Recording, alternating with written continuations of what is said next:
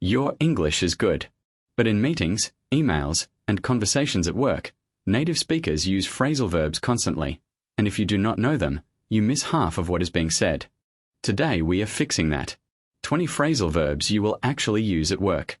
With real examples. Let us get started. Welcome to Real English Podcast.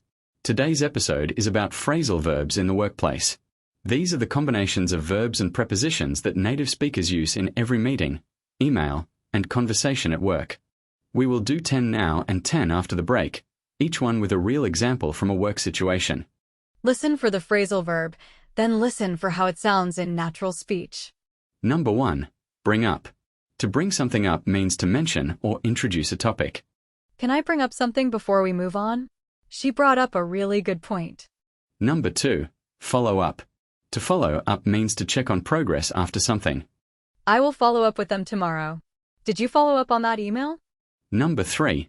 Take over. To take over means to assume responsibility. Can you take over while I am on leave? He took over as manager last month. Number 4. Wrap up. To wrap up means to finish or conclude. Let us wrap up in 5 minutes. I need to wrap up this report. Number 5. Put off. To put something off means to delay or postpone it. Can we put off the presentation until Friday? Do not put it off. The deadline is next week. Quick review. Bring up. Introduce a topic. Follow up. Check progress. Take over. Assume responsibility. Wrap up. Finish. Put off. Delay. 5 down. 15 to go. Number 6. Set up. To set up means to arrange or organize something. Can you set up a call with the client? She set up the whole conference. Number 7. Come up with. To come up with means to think of or produce an idea.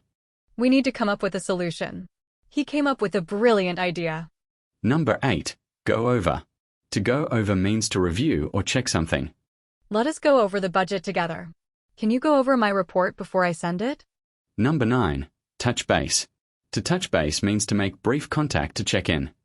I just wanted to touch base before the deadline. Let us touch base on Monday. Number 10. Back up. To back up data means to save a copy. In conversation, it means to support. Back up your files before the update.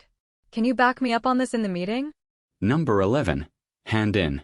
To hand in means to submit something to someone above you. Please hand in your report by Friday. I handed in my notice last week. Number 12. Look into. To look into something means to investigate it. I will look into the issue and get back to you. Can someone look into why this keeps happening? Let us practice with real workplace sentences. Fill in the phrasal verb. Ready. The meeting ran long, so we need to blank the project discussion until tomorrow. Put off. We need to put off the project discussion. Before we finish, I want to blank the timeline for next quarter. Go over. I want to go over the timeline. She is leaving the company, so someone will need to blank her accounts. Take over. Someone will need to take over her accounts. Let us blank 10 minutes early. We have covered everything. Wrap up. Let us wrap up 10 minutes early.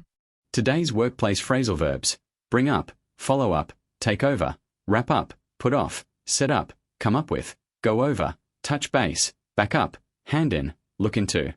The best way to learn these is to use them. Next time you are in a work conversation, try at least one. Start with follow up and touch base, the most common in professional English. What is your favorite phrasal verb from today? Leave a comment and use it in a sentence. Subscribe for more real workplace English. See you next time. Thanks for listening to Real English Podcast.